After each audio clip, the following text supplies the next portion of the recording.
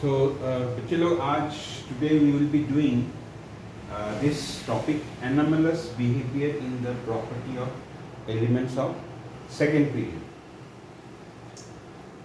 हमें पता है कि सेकेंड पीरियड में कौन कौन का एलिमेंट्स होता है lithium, beryllium, boron, carbon, nitrogen, oxygen, fluorine और neon. These are the elements of second period. अभी सपोज ये ग्रुप 15 में नाइट्रोजन है, nitrogen, phosphorus, arsenic, antimony, bismuth. तो क्या होता है कि जो फर्स्ट पीरियड एलिमेंट्स है इनका प्रॉपर्टी इनसे काफ़ी अलग होता है. ये हम लोग इस वीडियो में डिस्कस करेंगे. The elements of first period has property very different from rest of the elements in the group. तो ये अलग होने का कारण क्या है? मेन कारण है, हम लिख सकते हैं रीजंस. इनका एबनॉर्मल या एनोमलस बिहेवियर क्यों होता है, इसका मेनली कुछ कारण होते हैं. Number 1, very small size of their atoms. इनका साइज काफ़ी छोटा होता है, ये कारण है. Number 2, highly electronegative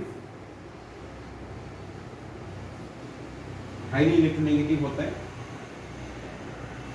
we know that electronegativity decreases down the group. तो ये नाइट्रोजन काफ़ी इलेक्ट्रोनेगेटिव है, जैसे यहाँ पे ऑक्सीजन बाकी एलिमेंट्स की तुलना में काफ़ी इलेक्ट्रोनेगेटिव है. फ्लोरीन अपना बाकी एलिमेंट्स से काफ़ी इलेक्ट्रोनेगेटिव है.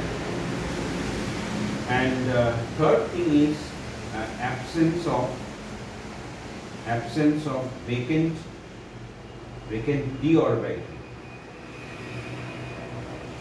इनमें vacant d orbital नहीं होता है, उसके कारण anomalous property दिखाई देता है. तो जैसे suppose let us write down a question here.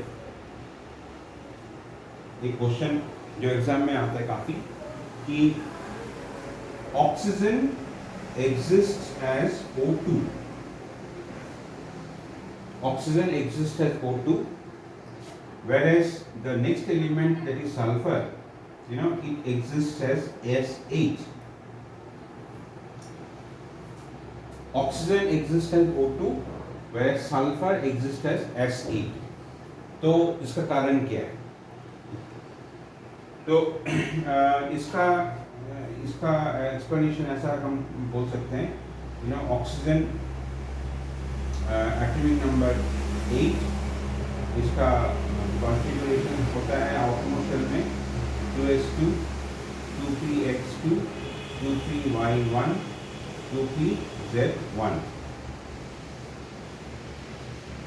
तो यहाँ पे हमको दो हाफ फील्ड है, तो हम अगर इसको ड्रॉ करेंगे, ऑक्सीजन, ये एक ऑक्सीजन एटम का न्यूक्लियस है.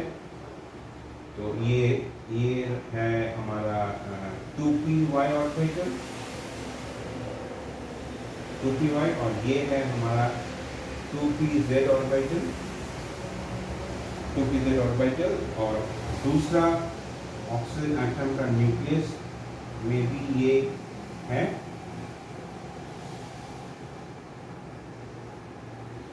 तो ये हाफ फील्ड देखो ओवरलैप कर दिया, ओवरलैप करके एक सिग्मा बॉन्ड बन गया. ऑक्सीजन के बीच सिग्मा बॉन्ड बन गया एक. ये है तुम्हारा ओवरलैपिंग.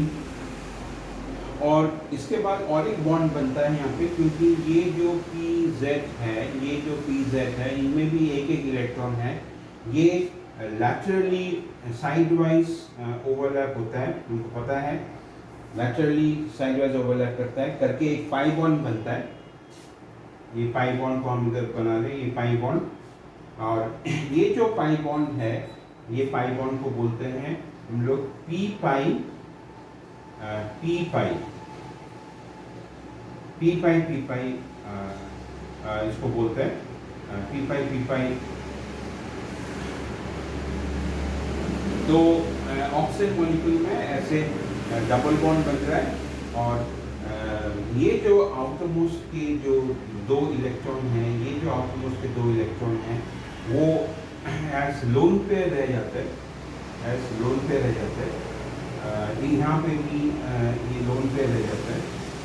तो देखो ये ऑक्सीजन के चारों ओर 8 इलेक्ट्रॉन है, 1 2 3 4 5 6 7 8। तो इधर ऑक्टेट बन रहा है। ये ऑक्सीजन एटम ऐसे फॉर्म में, ऐसे मॉलिक्यूलर फॉर्म में स्टेबल हो रहा है, स्टेबल हो रहा है ऑक्टेट के कारण। So that is the reason why oxygen will exist as O2। Oxygen is existing as O2। लेकिन सल्फर ऐसा नहीं कर सकता है। Sulphur cannot exist as S2। इसका कारण है कि सल्फर जो थर्ड पीरियड का एलिमेंट है, ये it's bigger in size, sulphur का साइज बड़ा होता है। बड़ा होने के कारण क्या होता है, ये जो p5 बॉन्ड सल्फर नहीं कर सकता है। ये p5 होने के लिए ये p ऑर्बिटल और ये p ऑर्बिटल करीब होना चाहिए। ये जो एटम है इनका साइज करीब छोटा होना चाहिए। छोटा होने से तभी ये p ऑर्बिटल करीब आ सकता है। तो सल्फर के साइज बड़ा होने के कारण सल्फर ऐसा नहीं कर सकता है।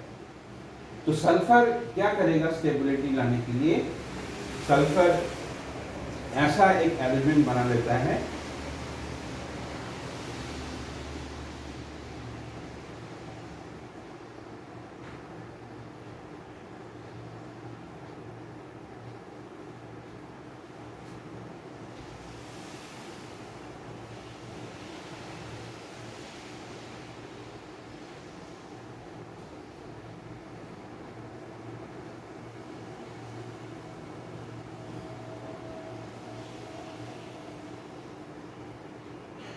सल्फर एक ऐसा अरेंजमेंट बना लेता है, और हर एक सल्फर में लोन पेयर है, लोन पेयर होता है हर एक सल्फर में। तो देखो इधर सल्फर के आउटर मोस्ट में कितना इलेक्ट्रॉन है? 1 2 3 4 5 6 7 8। तो सल्फर को ऑक्टेट मिल रहा है, सल्फर स्टेबल हो रहा है। तो सल्फर को स्टेबिलिटी मिल रहा है by having this S8 arrangement. तो इसीलिए this is the reason why we can say that oxygen exists as O2, sulphur exist as S8। इसका एक्सप्लेनेशन हो गया। तो यहाँ पे ये क्वेश्चन और एक फॉर्म में हो सकता है। कैसे फॉर्म में हो सकता है कि under normal condition oxygen is gaseous whereas sulfur is solid. Under normal condition oxygen is gaseous whereas sulfur is solid. Explain why. तो इसका आंसर भी इसी टाइप का होगा। क्या होगा कि since oxygen is existing as O2, इनका molecular mass काफ़ी कम होता है। Since sulfur is existing as S8, इसका molecular mass काफ़ी ज़्यादा होता है। तो मॉलिक्यूलर मास ज़्यादा होने के कारण क्या होता है, intermolecular force of attraction, intermolecular force of attraction sulphur में काफ़ी ज़्यादा होता है, whereas intermolecular force of attraction will not be so strong in case of O2. तो intermolecular force of attraction sulphur में ज़्यादा होने के कारण, जैसे ये एक मॉलिक्यूल और दूसरा एक मॉलिक्यूल के बीच जो फोर्स ऑफ अट्रैक्शन होता है वो काफ़ी स्ट्रांग होता है, and that's why sulphur is solid and oxygen is gaseous. तो यहाँ से में हम लोग ये हमको ये पता चल रहा है कि ये जो पी पाई बॉन्ड है, पी पाई बॉन्ड जो है ये सिर्फ एलिमेंट्स ऑफ सेकेंड पीरियड ही कर सकता है। Elements of third period, elements of fourth period, ये सब पी पाई नहीं कर सकता है। तो ये रहा ग्रुप 16 में ये क्वेश्चन। अभी ऐसा सिमिलरली ग्रुप 15 में भी ऐसा क्वेश्चन हो सकता है। जैसे ग्रुप 15 में वी हैव नाइट्रोजन और ग्रुप और उसका नीचे जो है, जो इसका फॉर्मूला होता है P4। So nitrogen exists as N2 whereas phosphorus exists as P4। इसका भी सिमिलर एक्सप्लेनेशन होता है, और ये गैसियस होता है, ये सॉलिड होता है, क्योंकि इसमें पी पाई बॉन्ड होता है। नाइट्रोजन का तुमको पता होना चाहिए, नाइट्रोजन में ट्रिपल बॉन्ड होता है। तो यहाँ पे क्या है, एक सिग्मा बॉन्ड है और दो पी पाई बॉन्ड है, दो पी पाई है। अभी यहाँ पे हम लोग ये भी प्रॉपर्टी डिस्कस कर सकते हैं, कैटिनेशन।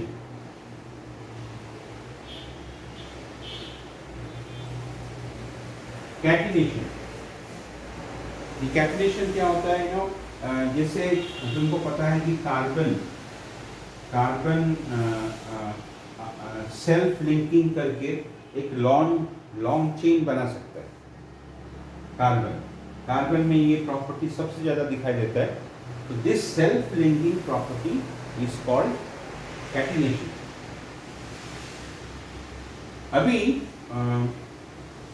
अभी जैसे यहाँ पे एक क्वेश्चन आता है कि ये तुम्हारा कैटिनेशन प्रॉपर्टी, सपोज नाइट्रोजन और फास्फोरस के अंदर किसके ज्यादा होगा? नाइट्रोजन और फास्फोरस के अंदर किसके ज्यादा होगा? ये एक होता है। और एक ऐसा क्वेश्चन आता है ना, और ये तुमको जानकारी का हिसाब से तुमको याद होना चाहिए कि कैटिनेशन प्रॉपर्टी ये डिक्रीजेस डाउन द ग्रुप। जैसे फास्फोरस में कैटिनेशन प्रॉपर्टी आर्सेनिक से ज़्यादा होगा, आर्सेनिक में कैटिनेशन प्रॉपर्टी एंटीमोनी से ज़्यादा होगा, एंटीमोनी का कैटिनेशन प्रॉपर्टी बिस्मथ से ज़्यादा होगा। तो catenation property it decreases down the group. इसका कारण क्या है? Since down the group size of the atom increases, तो ये जो बॉन्ड एनर्जी है वो डिक्रीज हो जाता है। क्यों बॉन्ड एनर्जी डिक्रीज होता है? क्योंकि down the group bond length increase हो जाता है। तो कैटिनेशन प्रॉपर्टी डिक्रीज होने का कारण है कि down the group size of the atom increases, and because of that bond energy also decreases, so self linking ability decreases। अभी सपोज ये क्वेश्चन जो हमने बताया कि सपोज नाइट्रोजन में और फास्फोरस में नाइट्रोजन में और फास्फोरस में हम देख रहे हैं कि कैटिनेशन, इसी फॉर्मूला से पता चल रहा है, कैटिनेशन प्रॉपर्टी फास्फोरस का ज्यादा है, नाइट्रोजन में कम है। तो देखो ये एक एबनॉर्मलिटी आ गया, क्योंकि मैंने अभी बताया कि catenation property it decreases down the group, लेकिन यहाँ पे देखो, यहाँ पे कैटिनेशन प्रॉपर्टी फास्फोरस में ज्यादा हो रहा है, क्योंकि ये P4 हो रहा है। तो ये एक एनामलस बिहेवियर हो गया। योर नाइट्रोजन का कैटिनेशन प्रॉपर्टी ज़्यादा होना चाहिए था, फास्फोरस का कैटिनेशन प्रॉपर्टी कम होना चाहिए था, लेकिन हम देख रहे हैं कि फास्फोरस का कैटिनेशन प्रॉपर्टी ज़्यादा है नाइट्रोजन से। तो इसका एक्सप्लेनेशन क्या होगा? Nitrogen being an element of second period, being being an element of second period is very small size, is having very small size, and ये small size होने के कारण ये लोन पेयर रिपल्शन काफ़ी ज़्यादा होता है नाइट्रोजन में. नाइट्रोजन में लोन पेयर रिपल्शन काफ़ी ज़्यादा होता है, ये नाइट्रोजन एटम स्मॉल होने के कारण, और इसके कारण ये सेल्फ लिंकिंग करके लंबा चेन नहीं बना पाता. लेकिन फॉस्फोरस में ये फॉस्फोरस एटम साइज बड़ा होने के कारण लोन पेयर रिपल्शन कम हो जाएगा, तो कैटनेशन प्रॉपर्टी वो कुछ दिखा सकता है. जैसा मैं इधर फॉस्फोरस का स्ट्रक्चर बना देता हूँ. फॉस्फोरस का ऐसा होता है, तो देखो हर एक फॉस्फोरस से 3 बॉन्ड्स निकलेगा, और जैसा इस फॉस्फोरस से भी 3 लाइन निकलेगा. एक हो गया, ये 2, ये रहा थर्ड वन. इस फॉस्फोरस से भी 3 लाइन निकलेगा, 1, 2, ये 3, और हर एक में एक लोन पेयर रहेगा.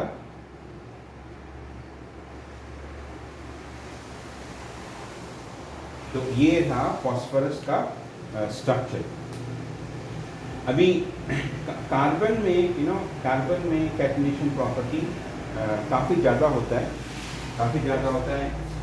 एक एक्सप्लेनेशन ये है, देखो कार्बन में ऐसा इसका 4 बॉन्ड होता है, इनमें लोन पेयर नहीं है, लोन पेयर रिपल्शन का चांस नहीं है.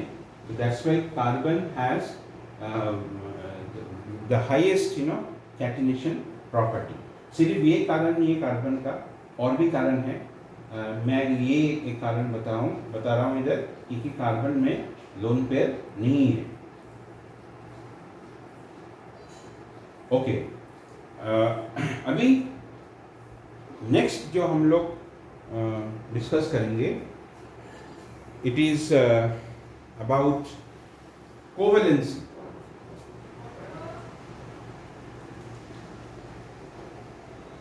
ये कोवेलेंसी हम डिस्कस करेंगे.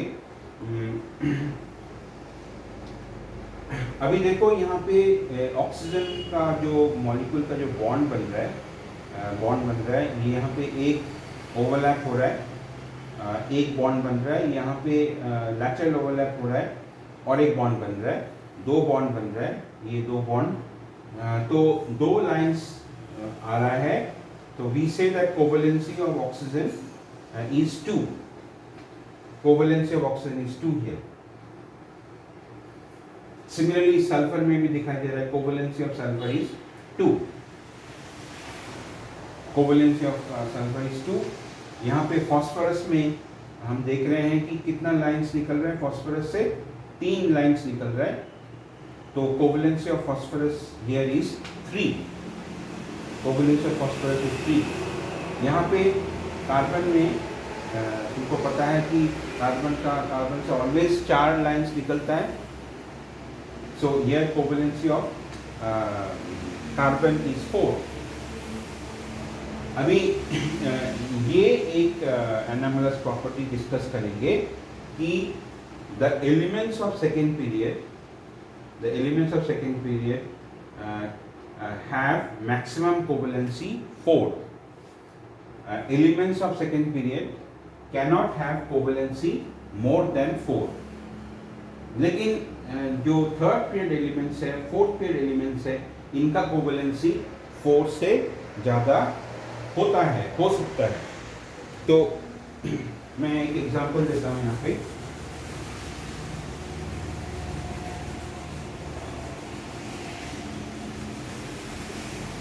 जैसे इधर फॉस्फोरस एक कंपाउंड बनाता है PCl5. फॉस्फोरस ये कंपाउंड भी बनाता है PCl3. तो यहाँ पे फॉस्फोरस का कोवेलेंसी है 5, यहाँ पे फॉस्फोरस का कोवेलेंसी है 3. अभी सपोज हम नाइट्रोजन का जितना भी कंपाउंड देखेंगे, नाइट्रोजन का कोवेलेंसी 4 से ज़्यादा कभी नहीं हो सकता है, कभी नहीं होता है। I am writing some compounds of nitrogen here. Suppose ammonia covalence of nitrogen here is 3.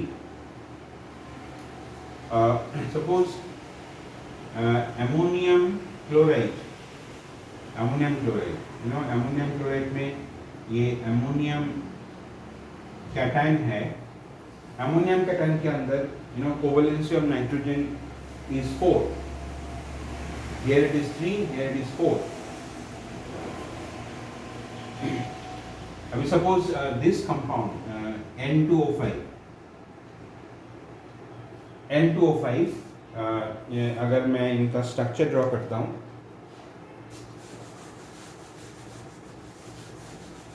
ये और तुम्हारा NCERT बुक में ये सब काफ़ी नाइट्रोजन का बहुत सारा ऑक्साइड्स है, इनका लुईस स्ट्रक्चर इनको बनाना है। तो मैं इधर दिखाता हूँ N2O5 का लुईस स्ट्रक्चर कैसे होगा। जैसे नाइट्रोजन का इसमें 2, 5 है इलेक्ट्रॉन, तो 5 इलेक्ट्रॉन है आउटमोस्ट शेल में। तो यहाँ पे 2 नाइट्रोजन के कारण 2 × 5, तो नाइट्रोजन से 10 इलेक्ट्रॉन्स आ रहा है। और ऑक्सीजन का एटॉमिक इलेक्ट्रॉनिक कॉन्फ़िगरेशन होता है 2, 6, तो यहाँ पे 5 एटम है, तो 6 × 5 30 इलेक्ट्रॉन आता है। तो टोटल 40 इलेक्ट्रॉन हमको अरेंज करना है N2O5 मॉलिक्यूल में। तो पहले तो हमको इनका स्केलेटन अरेंजमेंट लिखना है। तो ऐसा होता है, ये N, यहाँ पे O, यहाँ पे N, यहाँ पे O, यहाँ पे O, यहाँ पे O, यहाँ पे O। तो देखो N2O5 हमने इधर लगा दिया, N2O5, ठीक है। ये मैं बाउंड्री बना लेता हूँ, कंफ्यूजन ना हो। तो ये N2O5 का हो गया। अभी 40 इलेक्ट्रॉन हमको सजाना है। तो देखो 1, 2, 3, 4, 5, 6, 7, 8, 9, 10, 11, 12, 13, 14, 15, 16, 17, 18, 19, 20, 21, 22, 23, 24, 25, 26, 27, 28, 29, 30, 31, 32, 33, 34, 35, 36, 37, 38, 39, 40। तो देखो 40 इलेक्ट्रॉन का ऐड हो गया। और देखो यहाँ पे ऑक्टेट रूल भी बना हुआ है, ऑक्टेट रूल फुलफिल हो रहा है यहाँ पे। तो इसको मैं अगर मैं बॉन्ड से इसको लिखूं तो ये ऐसा आता है, N single bond N, sorry single bond O, single bond N। तो यहाँ पे दो शेयर हो रहे थे, डबल बॉन्ड O, यहाँ पे सिंगल बॉन्ड O, यहाँ पे डबल बॉन्ड O, यहाँ पे सिंगल बॉन्ड O। और अगर लोन पेयर्स हम दिखा रहे हैं तो ये लोन पेयर्स।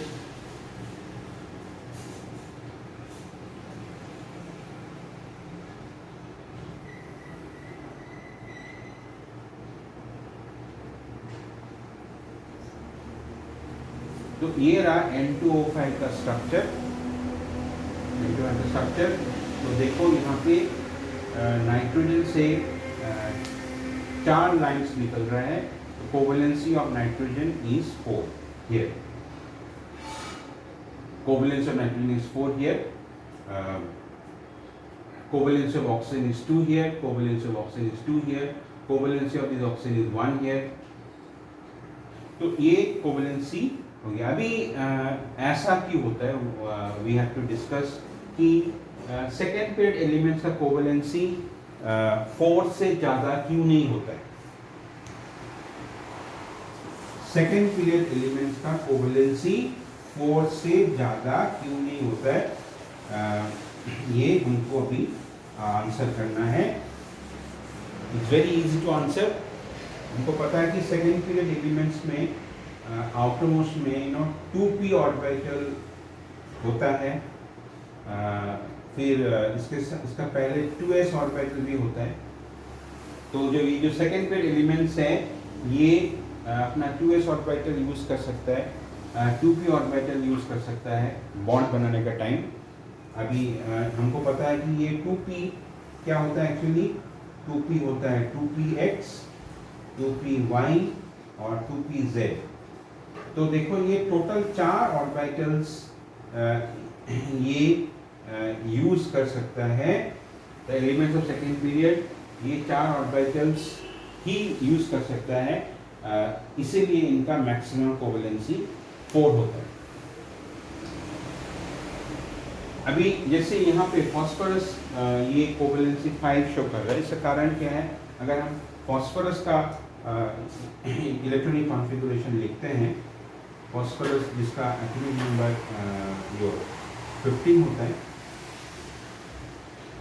तो इनका आउटरमोस्ट कॉन्फ़िगरेशन होता है 3s2 3p3, 3s2 3p3, 3s2 3px1 3py1 3pz1। अभी क्या है कि फॉस्फोरस में एम्प्टी 3d ऑर्बिटल है। यहाँ पे 3s2 3p3 हम 3d0 भी लिख सकते हैं, 3d0। तो फॉस्फोरस क्या करता है? ज़रूरत पड़ने पर ये एम्प्टी d ऑर्बिटल ये यूज़ कर सकता है और इसलिए ये अपना कोवेलेंसी को 4 से ज़्यादा कर सकता है।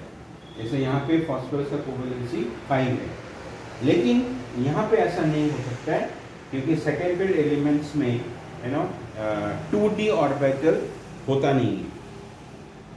2d ऑर्बिटल होता नहीं है, इसलिए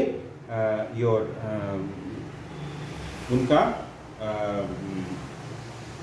कोवेलेंसी ये 4 से ज़्यादा हो नहीं सकता है for the elements of second period.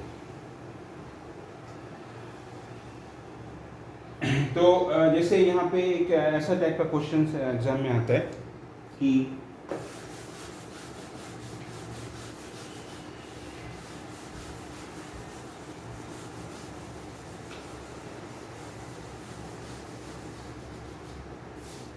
ऐसा टाइप का क्वेश्चन काफी आता है। Suppose phosphorus can form PCl5 but nitrogen cannot form NCl5. Explain why. और ऐसा क्वेश्चन आता है PCl5 exists but NCl5 doesn't exist। तो इसका कारण यही होगा, बोलना है कि नाइट्रोजन का कोवेलेंसी 5 हो ही नहीं सकता है। That's why this compound is not possible. This compound is not possible. तो हमने काफ़ी सारा एबनॉर्मलिटीज देखा है। अभी और एक चीज़ मैं बता रहा हूँ जो ये सेकेंड पीरियड्स के अंदर होता है। जैसा सेकेंड पीरियड्स में lithium, beryllium, boron, carbon, nitrogen, oxygen, fluorine. तो this are the elements of second period. और हमको पता है कि electronegativity increases from left to right, तो ये नाइट्रोजन, ये ऑक्सीजन, ये फ्लोरीन, ये काफ़ी इलेक्ट्रोनेगेटिव होता है। Fluorine is most electronegative okay, then oxygen, then nitrogen. अभी you must be knowing about hydrogen bond. Hydrogen bond तुम लोग क्लास 11 में पढ़ा होगा. फिर हाइड्रोजन बॉन्ड मैं फिर दोबारा यहाँ पे बता रहा हूँ. हाइड्रोजन बॉन्ड क्या होता है, जैसे सपोज ये HF मॉलिक्यूल है, HF मॉलिक्यूल हाइड्रोजन फ्लोराइड. तो ये काफ़ी इलेक्ट्रोनेगेटिव होने के कारण इसके ऊपर डेल्टा माइनस चार्ज होता है और इसके ऊपर डेल्टा प्लस चार्ज होता है.